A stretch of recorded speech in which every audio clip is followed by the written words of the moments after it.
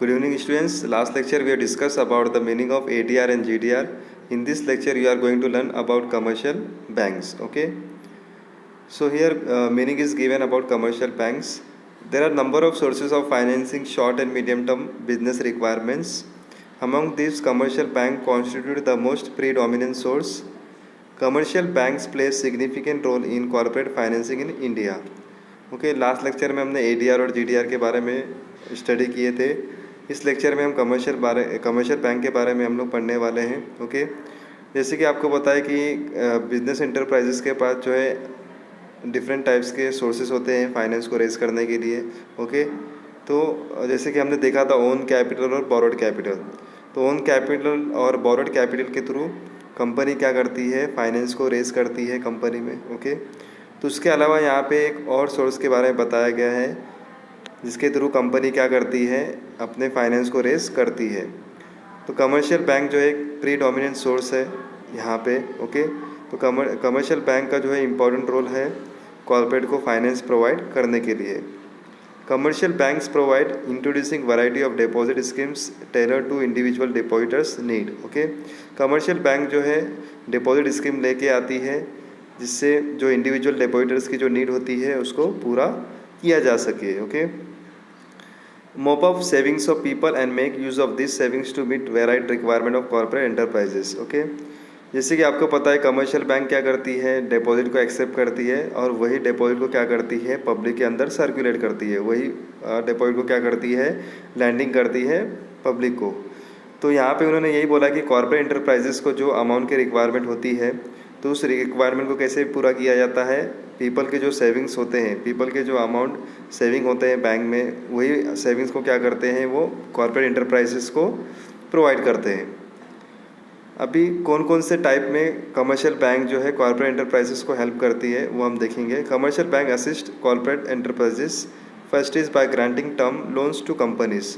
तो पहला यहाँ पे बोला गया कि कमर्शियल बैंक जो है कंपनीज को क्या करती है, लोन प्रोवाइड करती है। ओके आपको तो पता है कमर्शियल बैंक क्या करती है, लोन प्रोवाइड करती है। तो कमर्शियल बैंक ने यहाँ पे क्या किया, कंपनी को लोन प्रोवाइड किया। सेकेंड पॉइंट क्या है, by subscribing to shares and debentures of company. Okay वो क्या करते हैं, कंपनी के शेयर्स को सब्सक्राइब करते हैं और कंपनी के डिबेंचर्स को परचेस करते हैं। Okay and third point is by under writing the issue of securities of the company. जो कंपनी शेयर्स को इशू करती है, सिक्योरिटीज़ को इशू करती है, उसको अंडर राइटिंग करते हैं commercial banks. Okay under writing का मतलब क्या होता है, जैसे for example if suppose company decided to issue 1 lakh equity shares in a public, okay but only 90,000 share holder purchase the shares of particular company, so 10,000 is remaining, okay 10,000 is left, okay 10,000 is not purchased by public. Okay so in this time commercial bank purchase the remaining shares of the company, so that is called as underwriter. Okay so underwriter will purchase the shares of a company. तो under writing the issue of security of the company का मतलब क्या हुआ कि company जो share issue करती है तो उसमें से जो शेयर्स कंपनी ने अगर इशू नहीं किया है, जो पब्लिक ने उसको परचेस नहीं किया है, तो रिमेनिंग शेयर्स को जो है परचेस कौन करते हैं, कमर्शियल बैंक, जिसको अंडर राइटिंग बोला जाता है। जैसे कि 1 लाख अगर कंपनी इशू कर रही है, उसमें से 90,000 ही इशू हुए तो 10,000 क्या है यहाँ पे लेफ्ट है, रिमेनिंग है, तो 10,000 रिमेनिंग शेयर्स को कौन परचेस करेगा, कमर्शियल बैंक, तो उसको हम क्या बोलेंगे, under writing. Commercial banks also play an important role in providing short term finance. Okay commercial bank जो है कॉर्पोरेट को, कंपनी को जो है शॉर्ट टर्म फाइनेंस प्रोवाइड करते हैं। They have become primary source of financing working capital of the business. Okay तो business को जो है वर्किंग कैपिटल मेंटेन करना होता है, तो यहाँ पे शॉर्ट टर्म फाइनेंस की रिक्वायरमेंट होती है। ओके तो कमर्शियल बैंक जो है ये प्राइमरी सोर्स बन जाता है बिजनेस का, जिसके थ्रू क्या होता है कि कंपनी जो है वर्किंग कैपिटल को मेंटेन कर सकती है, जिसके थ्रू कंपनी को जो फाइनेंस मिलता है और वो अपने वर्किंग कैपिटल को मेंटेन करते हैं। In India primary source of financing working capital R bank credit and trade credit. India में जो है प्राइमरी सोर्स कौन सा होता है वर्किंग कैपिटल को फाइनेंस करने के लिए, bank credit and trade credit. Bank credit मतलब जो बैंक लोन प्रोवाइड करती है, ट्रेड क्रेडिट मतलब क्या हुआ, जैसे कि हम बिजनेस करते हैं तो बिजनेस में क्या होता है कि सप्लायर से हम रॉ मटेरियल परचेस करते हैं, ओके। तो ऐसे टाइम पे क्या होता है कि हम ऑन द स्पॉट जो है कैश में पेमेंट नहीं करते हैं सप्लायर को, तो हम उनसे क्या करते हैं, क्रेडिट पीरियड मांगते हैं। तो ऐसे टाइम पे क्या होता है कि सप्लायर हमको क्रेडिट पीरियड देते हैं, तो ऐसे क्रेडिट पीरियड को हम क्या बोलते हैं, ट्रेड क्रेडिट। ओके। तो इसमें क्या होता है कि बिजनेसमैन अपने बिजनेस को आगे ग्रोथ करने के लिए, बढ़ाने के लिए, अपने सेल्स को इंक्रीज़ करने के लिए क्या करता है, जो ट्रेड है वो क्रेडिट पे करता है, बिजनेस जो है वो क्रेडिट पे करता है। तो ये एक प्राइमरी सोर्स होता है बिजनेस के लिए, जिसमें क्या होता है कि वो अपने वर्किंग कैपिटल को मेंटेन कर सकते हैं। तो जो प्राइमरी सोर्स है वो क्या है यहाँ पे, bank credit and trade credit. Okay. Banks have introduce many innovative schemes for disbursement of credit, they are as follows. Okay. तो यहाँ पे बैंक ने जो है स्कीम्स लेके आए हैं क्रेडिट को डिसबर्स करने के लिए, क्रेडिट को पेमेंट करने के लिए। ओके। तो ऐसे टाइम पे हम देखेंगे कि कौन कौन से स्कीम्स है जो बैंक ने यहाँ पे लेके आए हैं कंपनीज के लिए। तो फर्स्ट है ओवरड्राफ्ट। क्या है ये, overdraft. So we will see the meaning of overdraft. A company having current account with bank is allowed overdraft facility. Okay. अगर जिस कंपनी का करंट अकाउंट है बैंक में, तो ऐसे कंपनी को हम क्या करते हैं, ओवरड्राफ्ट फैसिलिटी प्रोवाइड करते हैं। ओके। तो आपको पहला कंडीशन ये ध्यान में रखना है कि कंपनी को अगर ओवरड्राफ्ट फैसिलिटी चाहिए तो कंपनी के पास क्या होना चाहिए, करंट अकाउंट होना चाहिए। ओके। आपको ऑलरेडी पता है कि कंपनी का क्या होता है, करंट अकाउंट होता है, और जो इंडिविजुअल पर्सन्स होते हैं, नॉर्मल पीपल होते हैं, उनका क्या होता है, सेविंग अकाउंट होता है, बराबर। तो जो कंपनी जिनका करंट अकाउंट होता है बैंक में, उन्हीं को क्या किया जाता है, ओवरड्राफ्ट फैसिलिटी दी जाती है। The borrower can withdraw funds as and when needed. Okay. तो इसमें क्या होता है कि जो बोरोवर जो है वो क्या कर सकते हैं, फ़ंड्स को विड्रॉ कर सकते हैं बैंक से। ओके। जब कभी भी उनको ज़रूरत पड़ेगी तो वो क्या करेंगे, बैंक से जो है फंड्स को विड्रॉ कर सकते हैं। He is allowed to overdraw on his current account up to the credit limit which is sanction by bank. Okay. मतलब क्या हुआ कि जो बैंक ने लिमिट सैंक्शन किया था, अगर वो सैंक्शन होने के बाद अगर मान लो कि वो क्रेडिट लिमिट भी ख़त्म हो जाता है, तो ऐसे टाइम पे क्या करता है बैंक जो है, उनको ये परमिशन देता है कि आप ओवरड्रॉ कर सकते हो। मतलब मान लो कि जैसे कि 1 लाख रुपीज़ क्रेडिट में उनका अमाउंट पड़ा हुआ है, मतलब उनका डिपॉजिट कितना है, 1 लाख है। अभी उनके अकाउंट में कितना पैसा है, 1 लाख, और उनको अभी रिक्वायरमेंट कितने की, 1,50,000 की। मतलब क्या हुआ कि 1,50,000 का उनको सामने वाले को पेमेंट देना है, लेकिन अभी अकाउंट में कितना पैसा है, 1 लाख। तो यहाँ पे बैंक क्या बोलती है कि हम आपको 50,000 एक्स्ट्रा देंगे, तो आप क्या कर सकते हो, जो आपका क्रेडिट लिमिट है 1 लाख, तो उसके अलावा जो है आप 50,000 भी क्या कर सकते हो, विड्रॉ कर सकते हो सामने वाले को पेमेंट देने के लिए। तो ये जो 50,000 जो एक्स्ट्रा अमाउंट आया ना, वो क्या है, आपका ओवरड्राफ्ट है। क्या है वो, ओवरड्राफ्ट। तो इसका मतलब क्या हुआ कि 1,50,000 जो है सामने वाले को पेमेंट करना था, तो इसका मतलब क्या हुआ कि जो इनका बैलेंस है वो क्या हो गया था, 1 लाख हो गया था, मतलब माइनस में चला गया था। ओके। तो अभी उनको एक्स्ट्रा 50,000 की रिक्वायरमेंट थी, तो यहाँ पे बैंक क्या करती है, उनको 50,000 प्रोवाइड करती है। Within this stipulated limit any number of drawings are permitted, repayments can be made whenever required during the time period. Okay. तो स्टिपुलेटेड लिमिट में क्या है, नंबर ऑफ ड्राइंग्स कर सकते हैं। ओके। ओके। और उनका जो रीपेमेंट है वो कब होगा, जब उनका टाइम पीरियड हो जाएगा, उस टाइम पे उनको क्या करना पड़ता है, बैंक को रीपेमेंट करना पड़ता है। ओके। मतलब जो बिजनेसमैन है वो क्या करते हैं, यहाँ पे अगर उनके पास अमाउंट अवेलेबल है अकाउंट में, तो वो क्या कर सकते हैं, विड्रॉ कर सकते हैं। ओके। फिर जब उनको रीपेमेंट करना रहेगा, तो वो टाइम पीरियड के अकॉर्डिंगली वो क्या करेंगे, रीपेमेंट कर देंगे। The interest is determined on the basis of actual amount withdrawn. Okay. तो यहाँ पे इंटरेस्ट का जो पेमेंट है वो कैसे करना पड़ेगा, जो अमाउंट वो विड्रॉ करेंगे उसके ऊपर क्या करना पड़ेगा, उनको इंटरेस्ट का पेमेंट करना पड़ेगा। मतलब जैसे वो अमाउंट विड्रॉ करेंगे अकाउंट में से, तो वैसे ही उनको क्या करना पड़ेगा, यहाँ पे इंटरेस्ट का पेमेंट करना पड़ेगा। सो ओवरड्राफ्ट आपको समझ में आया रहेगा। A company having current account with bank is allowed overdraft facility. तो मतलब जो कंपनी के पास करंट अकाउंट रहेगा वही क्या कर सकते हैं, बैंक ओवरड्राफ्ट फैसिलिटी ले सकते हैं। ओके। और यहाँ पे बोरोवर कभी भी जो है अपने अमाउंट को विड्रॉ कर सकते हैं, जब कभी भी उनको ज़रूरत पड़ेगी तब। और उनके ऊपर जो है ये जो इंटरेस्ट का जो पेमेंट है वो कब होगा, जब वो अमाउंट विड्रॉ करेंगे बैंक से, उसी के ऊपर उनको जो है इंटरेस्ट का पेमेंट करना होगा। ओके। और उनकी जो क्रेडिट लिमिट है उससे भी एक्सेस अमाउंट जो है वो विड्रॉ कर सकते हैं। ओके। क्योंकि बैंक ओवरड्राफ्ट फैसिलिटी में क्या होता है कि बैंक जो है एक्सेस अमाउंट प्रोवाइड करती है अगर मान लो कि उनको 1,50,000 का रिक्वायरमेंट है और उनके पास 1,00,000 रुपया ही है, तो ऐसे टाइम पे बैंक क्या करती है, 50,000 रुपीज़ एक्स्ट्रा उनको प्रोवाइड करती है। तो ऐसे टाइम पे कंपनी क्या करती है, वो उस एक्स्ट्रा अमाउंट को यूज़ करती है, फिर आने वाले टाइम पीरियड में वो क्या करती है, उसका रीपेमेंट कर देती है, वो भी इंटरेस्ट के साथ में। बट इंटरेस्ट जो है कब चार्ज होगा, जब वो विड्रॉ करेंगे तभी। अगर वो विड्रॉ नहीं करेंगे तो इंटरेस्ट चार्ज नहीं होगा। सेकेंड पार्ट है आपका cash credit. It is also an important and popular form of financial aid. Okay, ये भी एक इम्पॉर्टेंट और पॉपुलर फॉर्म है फाइनेंस के लिए। This form of credit is operated in same manner as overdraft facility. Okay, तो ये जो फॉर्म जो है क्रेडिट का, ये ओवरड्राफ्ट फैसिलिटी की तरह ही है, उसी की तरह काम करता है। The borrower can withdraw amount from his cash credit account up to a stipulated limit based on security margin. Okay, तो यहाँ पे क्या होता है कि बोरोवर जो है अपने अमाउंट को जो है विड्रॉ कर सकते हैं कैश क्रेडिट में से। ओके, उनके एक स्टिपुलेटेड लिमिट में जो सिक्योरिटी मार्जिन में होता है, बराबर। Cash credit is given against pledge और हाइपोथिकेशन ऑफ गुड्स और by providing alternative securities. Okay, तो यहाँ पे जो है क्या होता है कि सिक्योरिटी की जाती है। जैसे मान लो कि अभी ओवरड्राफ्ट फैसिलिटी में क्या होता है कि हम जो है एक्स्ट्रा अमाउंट प्रोवाइड करते हैं, किसको, कंपनी को। ओके, तो यहाँ पे बैंक क्या करेगी, कैश क्रेडिट में बैंक जो है कंपनीज के जो एसेट रहेंगे उनको क्या करेगी, गिरवी रखेगी। ओके, गिरवी रख के बैंक जो है क्या करेगी, कंपनी को कैश क्रेडिट प्रोवाइड करेगी। ओके, प्लेज और हाइपोथिकेशन करेगी कंपनी के गुड्स को। ओके, और उसके अगेंस्ट में बैंक क्या करेगी, कैश क्रेडिट प्रोवाइड करेगी, किसको, कंपनीज को। Interest is charge on outstanding amount borrowed and not on credit limit sanction. Okay, मतलब जो अमाउंट आप बोरो करोगे उसके ऊपर ही क्या होगा, इंटरेस्ट चार्ज होगा, और जो आपको क्रेडिट लिमिट जो सैंक्शन की गई है उसके ऊपर चार्ज नहीं होगा। मतलब जैसे आप बोरो करोगे आउटस्टैंडिंग अमाउंट को, उसी के ऊपर क्या होगा, इंटरेस्ट चार्ज होगा। जैसे कि हमने ओवरड्राफ्ट फैसिलिटी में देखा था, वैसे ही कैश क्रेडिट में भी आप क्या करते हो, इंटरेस्ट को चार्ज करते हो। जैसे ही आपने अमाउंट को विड्रॉ किया वैसे ही आपके ऊपर इंटरेस्ट चार्ज होगा। सो कैश क्रेडिट जो है एक इम्पोर्टेंट एंड पॉपुलर फॉर्म था फाइनेंशियल एड का। ओके, और ये ओवरड्राफ्ट फैसिलिटी की तरह ही ऑपरेट करता है, और इसमें जो है सिक्योरिटी की जाती है। ओके, मतलब क्या हुआ कि कंपनी के जो गुड्स होते हैं उनको हाइपोथिकेशन किया जाता है, उनको प्लेस किया जाता है, मतलब सिक्योरिटी की जाती है। उसके अगेंस्ट में बैंक क्या करती है, कंपनी को कैश क्रेडिट प्रोवाइड करती है।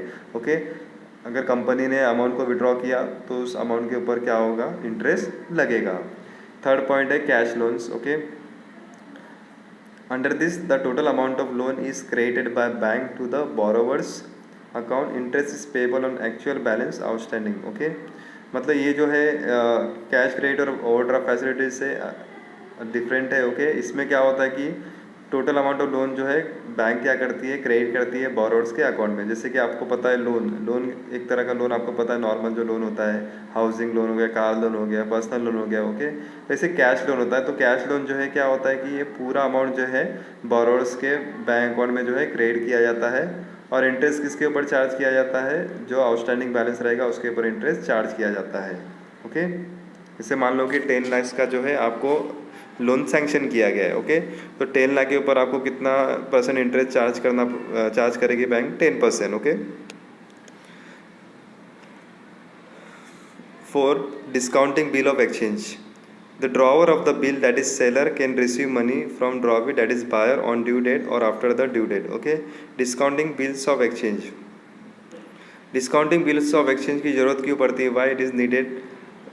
जब कभी क्रेडिट पीरियड में बिजनेसमैन अपने बिजनेस को ऑपरेट करता है, बिजनेसमैन जब क्रेडिट पीरियड में सप्लायर और कस्टमर के साथ अपना डीलिंग करता है, तो उस टाइम पे क्या होता है कि कंपनी जो है बिल बनाती है, क्या करती है, वो बिल बनाती है। ओके, क्योंकि यहाँ पे कैश में तो ट्रांजैक्शन नहीं होगा। ओके, बिल्स ऑफ एक्सचेंज में जो है हम कैश में ट्रांजैक्शन नहीं करते, यहाँ पे हम क्रेडिट में ट्रांजैक्शन करते हैं।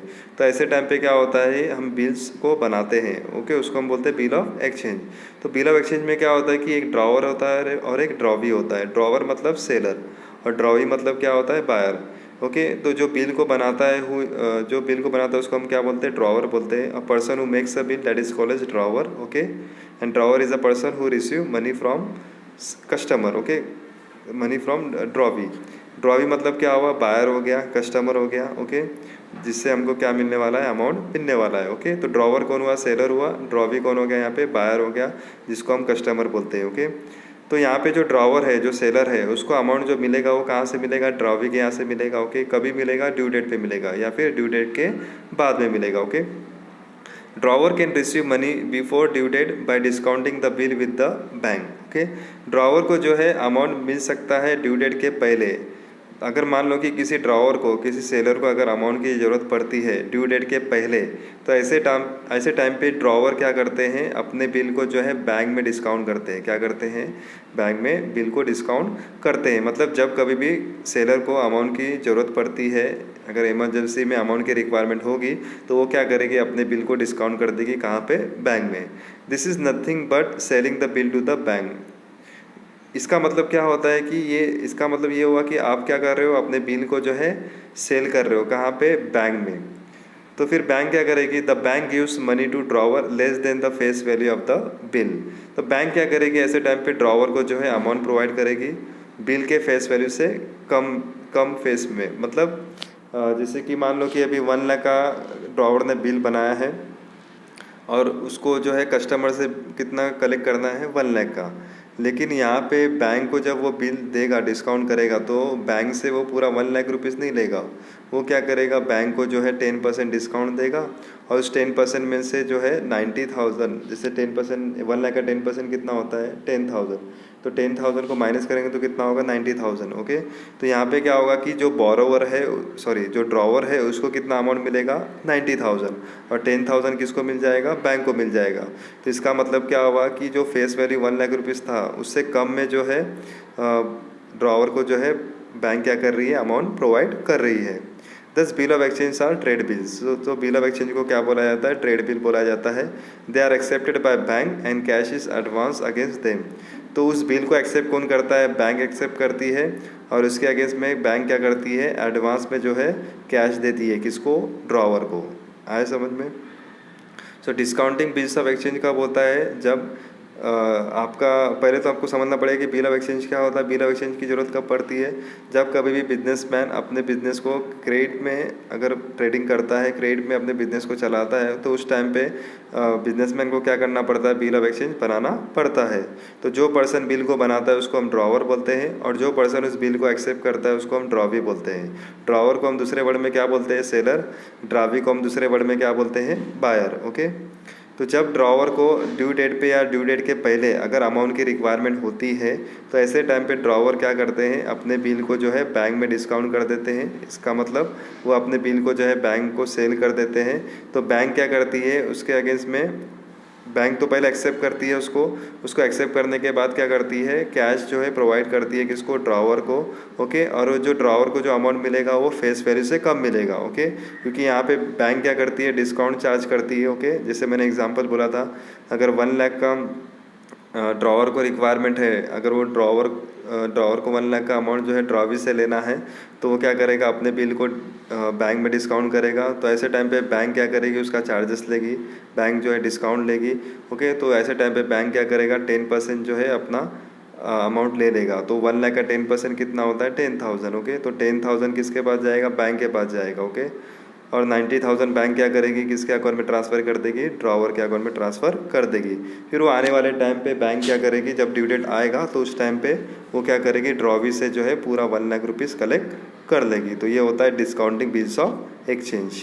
I hope you understand the meaning of commercial banks and schemes of commercial banks. Now next is financial institutions. Okay, अभी जो है फाइनेंशियल इंस्टीट्यूशन के बारे में हम डिस्कस करने वाले हैं। ओके, कमर्शियल बैंक के बारे में आपको समझ में आ गया। Financial institutions. Okay, financial institutions are those institution which provide finance to industries. Okay, financial institutions वो इंस्टीट्यूशन होते हैं जो इंडस्ट्री को फाइनेंस प्रोवाइड करते हैं। तो हम उसके बारे में देखेंगे। Now we will see the meaning of financial institutions. First industrial policy was declare in 1948 for rapid industrialize development in the country. Okay, 1948 में फर्स्ट इंडस्ट्रियल पॉलिसी आई थी। ओके, किस लिए आई थी? वो कंट्री में इंडस्ट्रियल डेवलपमेंट को बढ़ाने के लिए। The central government and state government have establish special financial institutions for providing industrial finance. Okay, तो उस टाइम पे सेंट्रल गवर्नमेंट और स्टेट गवर्नमेंट ने क्या किया था? एक स्पेशल फाइनेंशियल इंस्टीट्यूशंस को इस्टेब्लिश किया था, बनाया था, जो कि इंडस्ट्रीज़ को जो है फाइनेंस प्रोवाइड कर सके।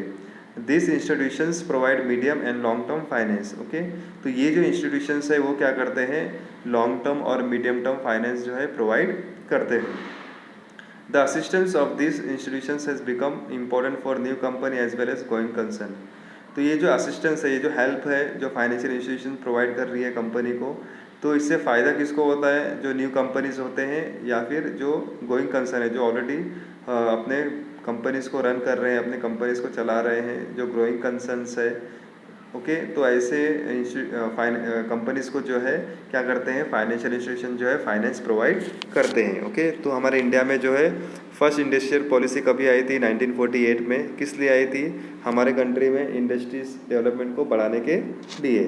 तो उस टाइम पे जो है स्पेशल फाइनेंशियल इंस्टीट्यूशंस को बनाया गया था।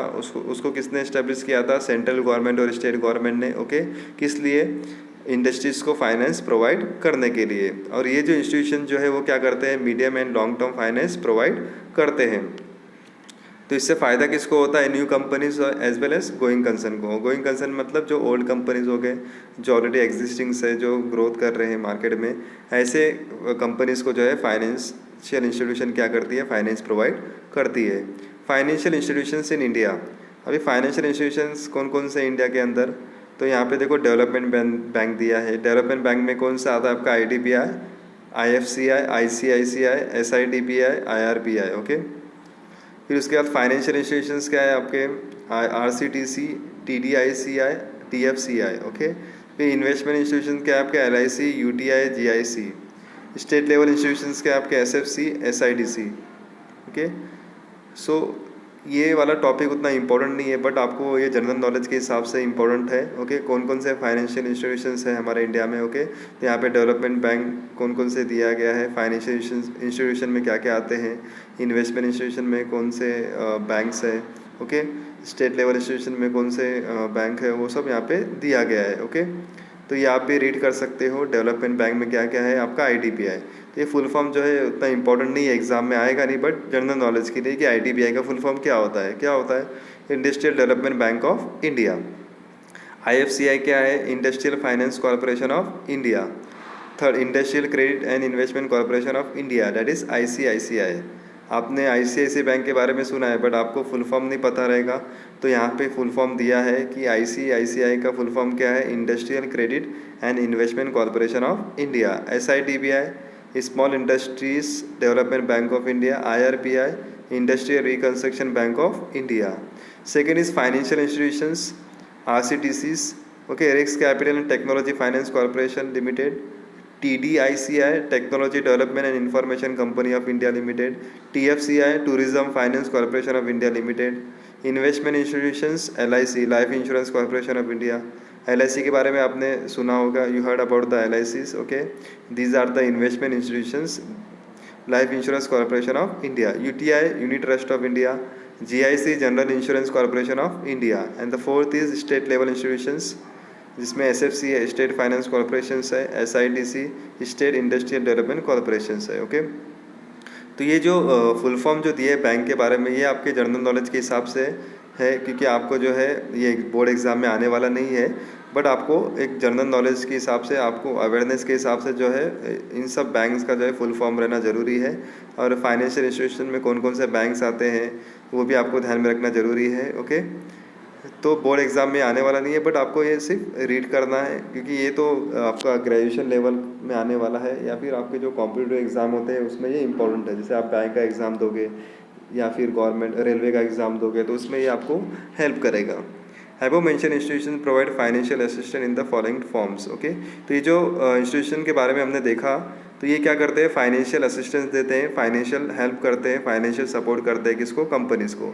तो वो क्या क्या सपोर्ट करते हैं वो हम देखेंगे। तो फर्स्ट यहाँ पे दिया है to provide term lending facilities. Okay, तो यहाँ पे क्या करते हैं लोग, लैंडिंग करते हैं। लैंडिंग मतलब क्या हुआ, वो फाइनेंस प्रोवाइड करते हैं, मनी प्रोवाइड करते हैं। एक तरह से हम कह सकते हैं कि लोन प्रोवाइड करते हैं कंपनीज़ को। Second, to subscribe to shares and debentures. Okay, companies के जो शेयर्स होते हैं या डिबेंचर्स होते हैं उसको क्या करते हैं, परचेस करते हैं। डिबेंचर्स को भी क्या करते हैं, परचेस करते हैं। थर्ड क्या है, to underwrite the issue of securities. जो कंपनी, जैसे हमने ऊपर डिस्कस किए थे अंडरराइटिंग कमर्शियल बैंक में, कमर्शियल बैंक क्या होता है, अंडरराइटर बनता है अगर जो शेयर होल्डर कंपनीज के शेयर्स को परचेज नहीं करते हैं, जो रिमेनिंग शेयर्स होते हैं, तो उस शेयर्स को परचेज करने वाले कौन होते हैं? Under writer. तो यहाँ पे फाइनेंशियल इंस्टीट्यूशन क्या होते हैं? अंडर राइटर बनते हैं। Okay. Fourth point is to lend money. यहाँ पे क्या करते हैं? वो मनी प्रोवाइड करते हैं, लोन प्रोवाइड करते हैं, फाइनेंस प्रोवाइड करते हैं कंपनीज को। And the last point is to guarantee term loan raise by companies. Okay. तो यहाँ पे क्या करते हो? गारंटी प्रोवाइड करते हैं कि वो क्या कर रहे हैं? टर्म लोन प्रोवाइड कर रहे हैं कंपनीज को। टर्म लोन मीन्स जैसे कि 2 ईयर्स का हो गया, 5 ईयर्स, 10 ईयर्स। ओके। तो ये टर्म लोन जो है कंपनी को प्रोवाइड करते हैं, तो उसकी गारंटी देते हैं। ओके। तो ये थे आपके फाइनेंशियल इंस्टीट्यूशंस। ओके। खाली आपको ध्यान में रखना है कि कौन कौन से हमारे फाइनेंशियल इंस्टीट्यूशंस है, वो किस तरह इंडस्ट्रीज़ को फाइनेंस प्रोवाइड करते हैं। ओके। इसके थ्रू भी कंपनीज क्या करती है? अपने फाइनेंस को रेज करती है। तो यहाँ पे डिफरेंट फाइनेंशियल इंस्टीट्यूशंस दिए गए, जैसे कि development bank, financial institutions, investment institutions, state level institutions. Okay. तो ये सब पॉइंट्स को आपको ध्यान में रखना है, बट ये एग्ज़ाम में आएगा नहीं, बोर्ड एग्ज़ाम में इतना इंपॉर्टेंट नहीं है, बट आपको ये ध्यान में रखना है। सो आज के लिए इतना ही। ओके। नेक्स्ट लेक्चर में हम डिस्कस करेंगे trade credit. Okay. Next lecture हमारा लास्ट लेक्चर रहेगा, बिकॉज नेक्स्ट लेक्चर में आपका ये चैप्टर फिनिश हो जाएगा। ओके। Thank you.